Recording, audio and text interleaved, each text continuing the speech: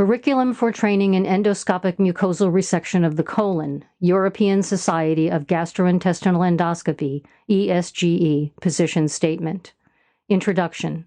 Endoscopic mucosal resection, EMR, was first referred to by Deal in 1973 as a technique to remove rectal polyps transanally and later in Japan as a method for removing early gastric cancer. It describes any diathermic resection of a GI lesion using a snare with prior submucosal injection, i.e. hot snare EMR. Over the years, this definition was broadened to involve polyp resections that did not require electrosurgical energy, i.e. cold snare EMR. EMR is the preferred technique to remove flat and sessile polyps 10 millimeters or more in the colon. It is safe and effective with significantly lower cost, morbidity, and mortality compared with surgical resection. In expert hands, more than 98% of colorectal polyps can be removed completely using EMR without resorting to more resource-intensive endoscopic or surgical techniques. Despite its widespread applicability, training in EMR is often experiential, unstructured, and dependent on trainers without conscious competence in the technique. Compounding this, there is no curriculum for how to train in the procedure and differing published best practice advice on how to perform high-quality procedures. Main recommendations. EMR is the standard of care for the complete removal of large, i.e. 10 millimeters or more, non-pedunculated colorectal polyps, LNPCPs. Increased detection of LNPCPs owing to screening colonoscopy, plus high observed rates of incomplete resection and need for surgery call for a standardized approach to training in EMR. In this regard, ESGE gives the following recommendations.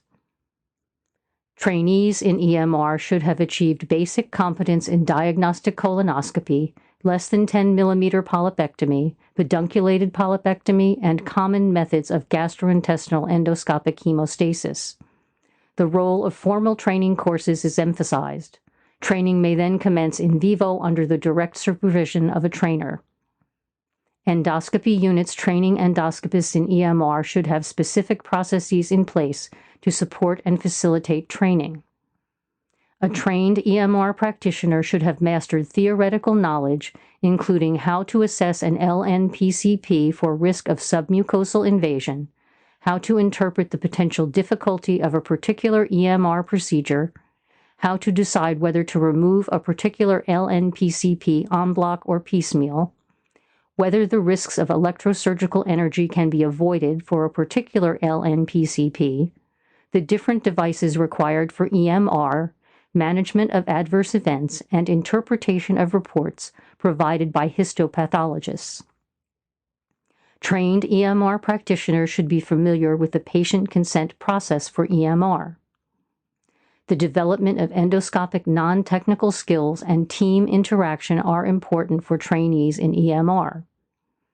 Differences in recommended technique exist between EMR performed with and without electrosurgical energy. Common to both is a standardized technique based upon dynamic injection, controlled and precise snare placement, safety checks prior to the application of tissue transection in case of cold snare, or electrosurgical energy in case of hot snare, and interpretation of the post-EMR resection defect.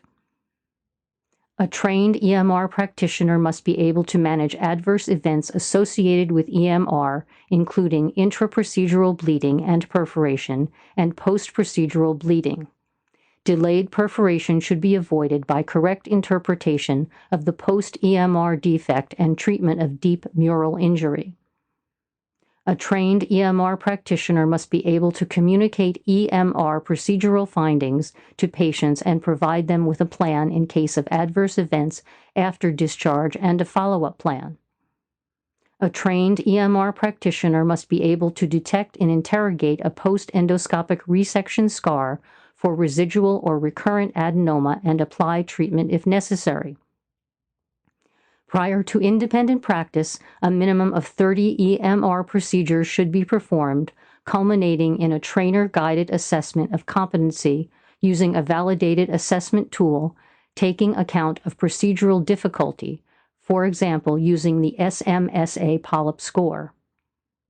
Trained practitioners should log their key performance indicators, KPIs, of polypectomy during independent practice. A guide for target KPIs is provided in this document.